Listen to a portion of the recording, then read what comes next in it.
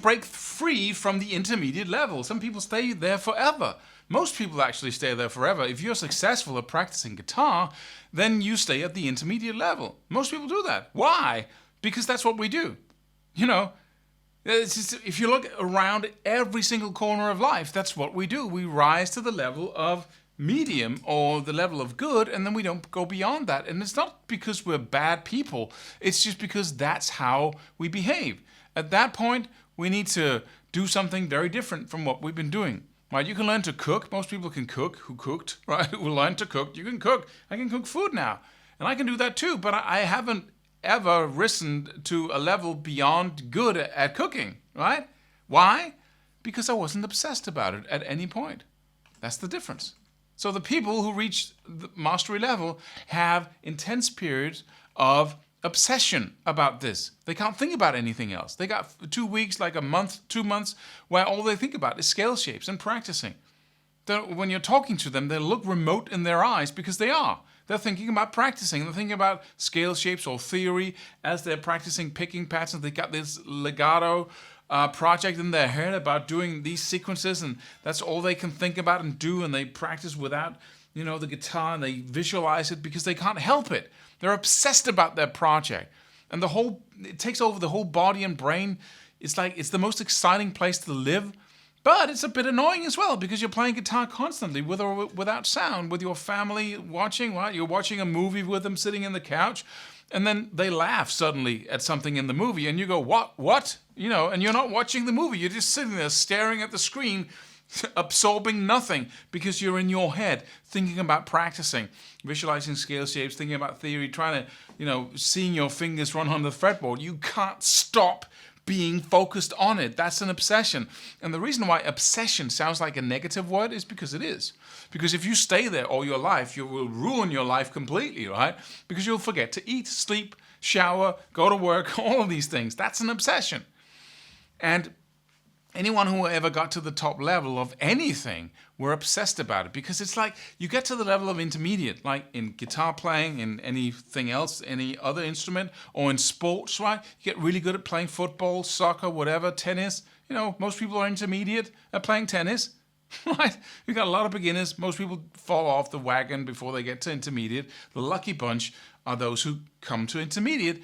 But out of those intermediate people, we might get say 100 people start playing tennis, 20% keep on playing tennis, but out of those 20%, 1 out of 1,000 actually goes all the way to the top level. Why? Because they're not obsessed about it. Right? You can go to intermediate by practicing, but you can only go to mastery by being obsessed. But not all the time, because you simply can't sustain that level of focus and energy and emotion around it, right? So you create little projects, little things, results you can focus on, and then you obsess about them for a month or 2 months. But that's a problem here, because most people won't do that, because most people have the highest priority in their lives is to stay consistent with who they used to be and who they are usually. Because if you have friends, right, and you change your behavior completely, then they're going to reject you perhaps. Or let's say, here's Tom, right? And Tom is a nice guy. He thinks of everybody but himself all the time. He helps people out. He's very attentive. He's very, he thinks about other people's emotions. He's very kind, and he's very, he always working on something. How is he going to be obsessed about anything? Because by being obsessed, he has to take those values of being focused on everybody else and then being focused on this, right? People don't, other people are talking, he's not listening because he's thinking about guitar. He can't risk that. So this is really a matter of courage and being able to say, this is such a cool thing, so I'm going to allow myself to be obsessed. Most people are not obsessed because they don't allow themselves to be. They always downgrade everything. Some friends go, this is so cool. Yeah, take it easy now. Take it easy now, because we don't want to get all carried away, because who knows what can happen. But you do want to be carried away.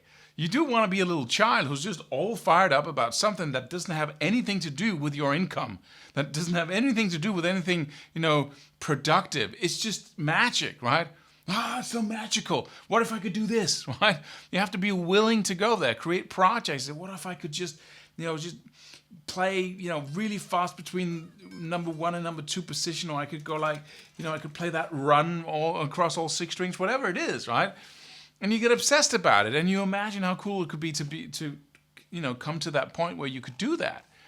Children are willing to do that because their identity is not fully fixed yet, right? The older you get, the less willing you are to be obsessed because you're afraid of people rejecting you, stuff like that, right? That's why we say, older people, they learn slower. No, they don't, right? Young people learn very rapidly because they're totally open, right? We have all these structures that keeps us from just going all in, right? And being really into it, full on. And even though you have a work, school, whatever, is no excuse to be obsessed, right? You can practice all day. No matter what you do, you can do picking patterns, do strumming patterns, rhythms, visualization exercises, visualize scale patterns.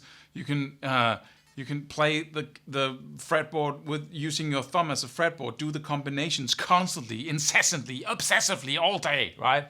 It's is it within your range of opportunities or possibilities of action here? But we have to go there in order to break out of intermediate. It simply is necessary. So in other words, to finalize this, you have to take that mediocre acting, which is basically what it is. You take actions every day, and they're intermediate. They're ordinary, right? You practice ordinarily. When you're obsessed, you have an extraordinary behavior, extraordinary. It doesn't look like anything else, and that's why people get annoyed. Stop acting out of the ordinary. Stop acting like that. It's annoying. Get back to normal.